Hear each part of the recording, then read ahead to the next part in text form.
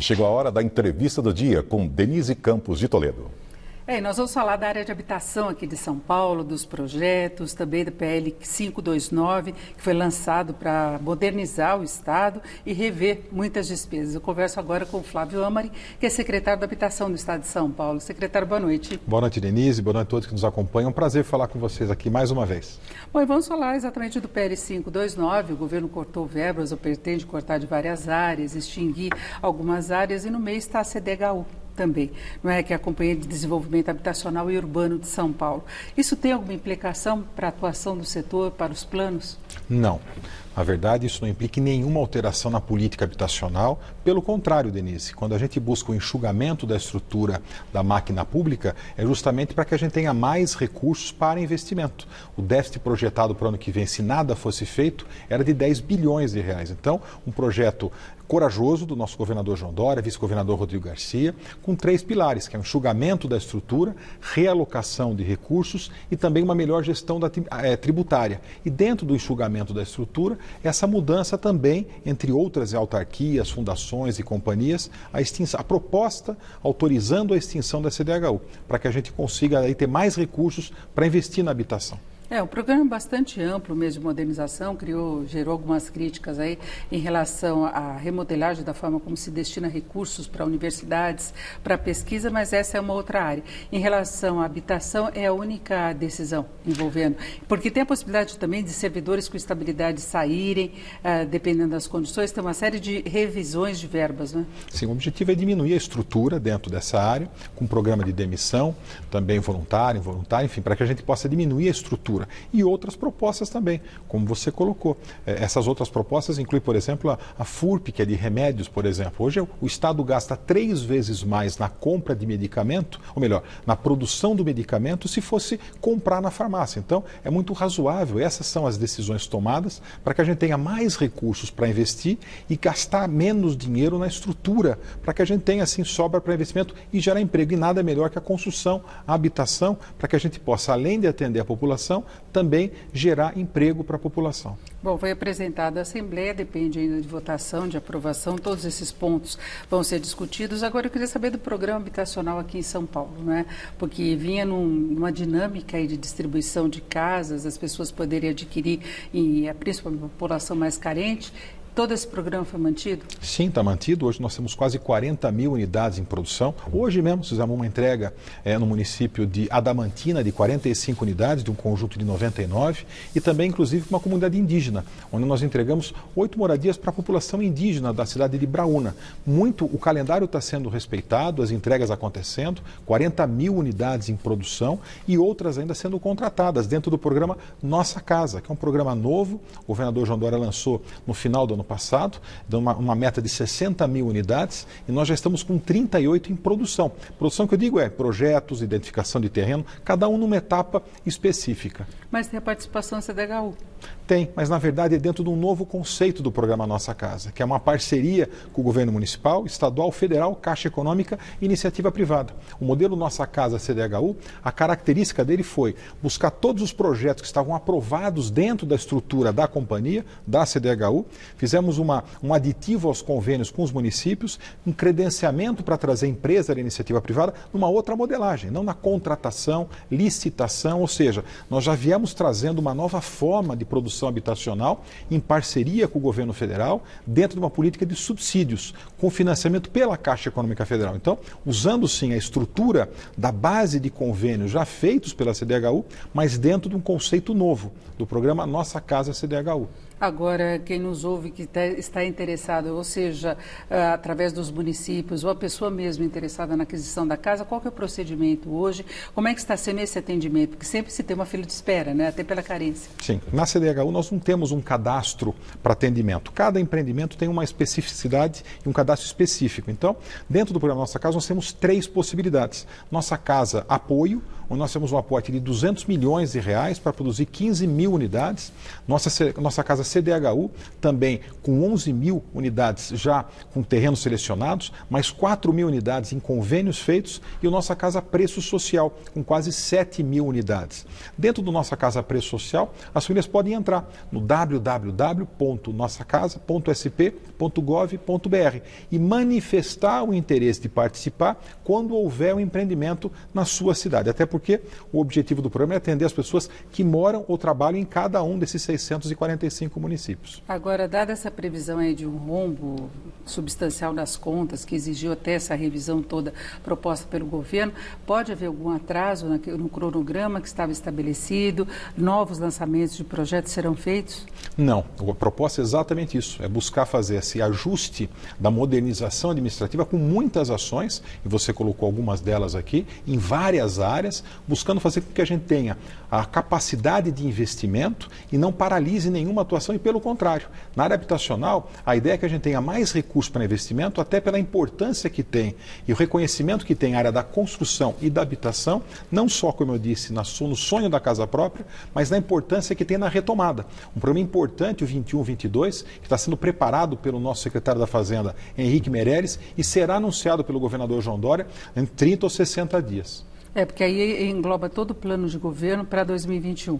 Sim, isso, pega a habitação também. Programa de metas para o ano 21 e 22, para que a gente tenha essa remodelagem e a gente tenha, assim, uma proposta de retomada econômica e sempre São Paulo na vanguarda, ou seja, buscando de forma antecipada a tomada de decisão. Como é um projeto 529, um projeto corajoso, difícil, mas é fazer o que é certo, uma gestão fiscal responsável no estado de São Paulo, mesmo com toda a dificuldade e as críticas que a gente acaba recebendo. Agora, vamos falar do governo federal, que nesta semana lançou um novo programa, que deve substituir o Minha Casa Minha Vida, é a nossa Casa Verde e Amarela, é Casa Verde e Amarela, casa apenas, não tem o nossa, mas eles vão destinar mais recursos, a intenção pelo menos é para o Norte e Nordeste, né? Houve reclamações aí em relação ao Sudeste, agora, até pela tua experiência na área imobiliária, esse programa ele tem condições de obter mais resultados do que o Minha Casa Minha Vida? Ele é muito bem-vindo, Denise, um programa habitacional em nível federal é muito importante, então cabe um elogio aqui ao ministro Rogério Marinho, ministro do Desenvolvimento Regional, apresentando esse programa que tem dois grandes blocos, a produção habitacional e a regularização fundiária.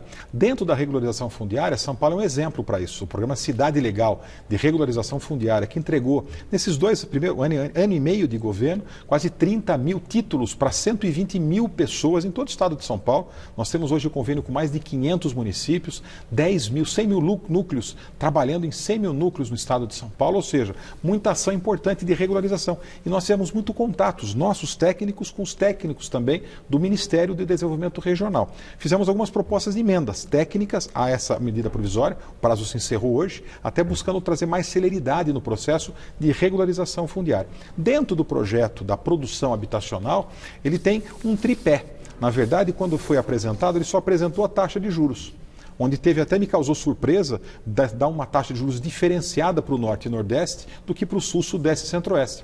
As pessoas de baixa renda do Sul, do Sudeste e do Centro-Oeste, na minha opinião, mereceriam a mesma oportunidade da pessoa de baixa renda do Norte e Nordeste. Mas é importante que a gente tenha os outros dois números, que é o subsídio, que não foi anunciado ainda, e também os valores dos imóveis. Então, esse tripé é importante. Só foi anunciado os juros. Então, é importante a gente ouvir a regulamentação que virá, depois de validado pelo Conselho Curador do Fundo de Garantia, para daí sim a gente ter uma opinião do todo. Mas é positiva essa iniciativa do governo federal de apresentar um novo programa habitacional. Porque são estados mais pobres, pelo menos a maioria, do que do Sudeste e do Sul do país. Sim, mas né? o pobre do Norte, Denise, é o mesmo pobre do Sul, o mesmo pobre do Sudeste. Eu acho que até você ter uma diferenciação, até de alocação de recursos, pode até ser razoável, mas uma taxa de juros diferenciada para a pessoa de baixa renda do Nordeste, ou do Sudeste ou do Centro-Oeste, não acho adequado. E também tem um outro ponto relevante. O déficit habitacional está concentrado no Sudeste, em termos de volume das pessoas que precisam da sua casa própria. Então, eu acho que tem que ter esse equilíbrio, na verdade, e o tratamento igual para as famílias de baixa renda. Não estou dizendo de tratar diferente famílias de rendas diferentes, mas famílias até R$2.000, por exemplo, de renda, não importa se é aqui claro, ou ali deveriam ter, na verdade, a mesma taxa de juros de financiamento.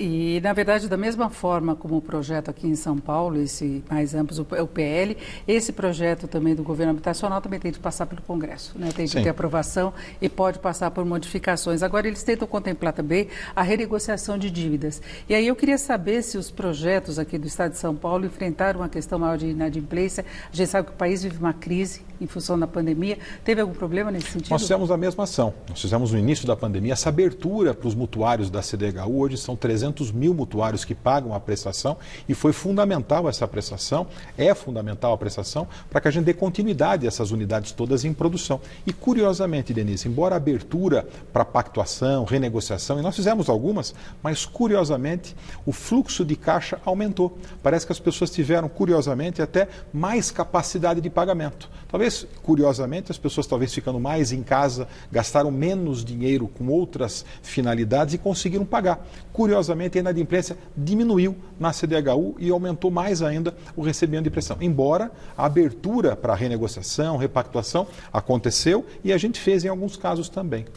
Na verdade, tem uma preocupação das pessoas em manter a casa própria e tem a preocupação também de manter essa dívida em dia. Nós tivemos o balanço do Banco Central de Crédito hoje, surpreendentemente também com bons números em relação à inadimplência. Tem auxílio emergencial nisso também, não tem? Eu acho que sim. Eu acho que houve assim, essa irrigação das famílias de mais baixa renda com auxílio emergencial e nós também suspendemos as reintegrações de posse e também as ações de despejo em todas as nossas ações dentro da própria CDHU, da Secretaria da Habitação. Então, nesse período de pandemia, nós não fizemos nenhuma ação de despejo ou reintegração de posse nas áreas e nos imóveis comercializados pela CDHU, até em decorrência do próprio problema.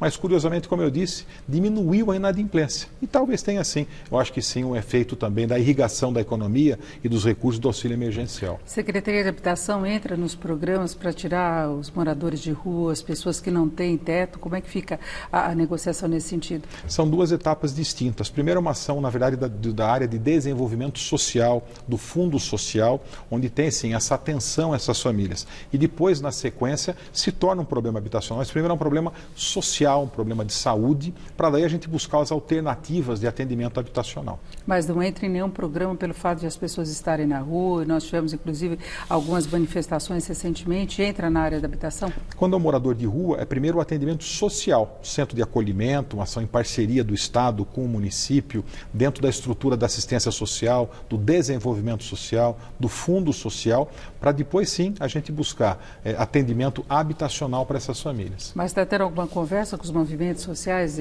sem teto, buscando moradia, alguma ação a mais do governo? Sim, isso é permanente, Denise. Abertura total para todos os movimentos sociais. Alguns, inclusive, fizeram manifestações inoportunas, na minha opinião, até porque não precisa de manifestação para ter abertura e agenda e buscar construir soluções. O momento para manifestação é inoportuno, até porque não é necessidade hoje de você trazer todo mundo nesse momento que a gente precisa ter o isolamento, o distanciamento. Tivemos 2 manifestações e não houve necessidade, até porque a conversa sempre existiu, o diálogo sempre foi aberto e a agenda disponível para atendimento a todos os movimentos sociais. Sim. Conversamos aqui com o secretário da Habitação do Estado de São Paulo, Flávio Amari. Secretário, muito obrigado. Obrigado, Denise. Boa noite a você e a todos que nos acompanharam aqui. Você, Laila.